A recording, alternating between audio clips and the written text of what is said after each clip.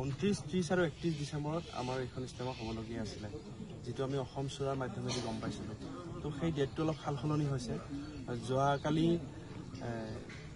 আমাৰ দৰং জিলাৰ খাৰুপেটীয়া টাউন মছজিদত যিটো ইজতেমাই এটা আলোচনা হৈছিলে তাতে, তো তাতে সেই আমাক এটা নতুন তাৰিখ জনাইছিলে তেখেতসকলে, অহা 25, 26 আৰু 27 ডিচেম্বৰ। সেই তাৰিখত আমাৰ নাম্বাৰ 1 থেকেৰাবাৰীত ইজতেমাটো হ'ব। ইয়াৰ মূল কাৰণটো হ'ল বৰাকভেলী ইজতেমাখন কেঞ্চেল হৈছে।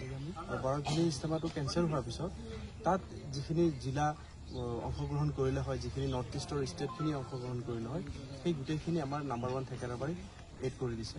আৰু অসমবাসী ৰাইজলৈ আৰু এটা কথা ক'ব বিচাৰিছোঁ, বিশেষকৈ আমাৰ দৰং জিলাৰ যিখন ইজতেমা ইয়াত হ'ব, এইখন অসমৰ ইতিহাসত আটাইতকৈ ডাঙৰ ইজতেমা হ'বলৈ গৈ আছে। যে আজি ডেটলৈ যিমানখিনি ইজতেমা হৈছে অসমত, চবতকৈ ডাঙৰ ইজতেমাখন আমি নাম্বাৰ 1 থেকেৰাবাৰীত আমি পাইছোঁ আৰু পাবলৈ সক্ষম হৈছোঁ। তাৰ কাৰণে মই আল্লাহৰ ওচৰত শুক্ৰিয়া আদা কৰোঁ, ইয়াৰ এজন স্থানীয় যুৱক হিচাপত।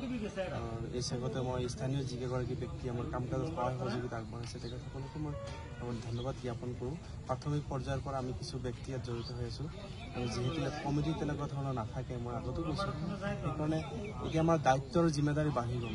স্থানীয় যিমান ব্যক্তি আছে, আপোনালোক সকলোৱে আহি ইয়াত সহযোগ কৰক, আৰু সহযোগ কৰি আছে যথেষ্টখিনি, ডে নাইট সহযোগ কৰি আছে, ৰাতি এটালৈ কাম কৰে।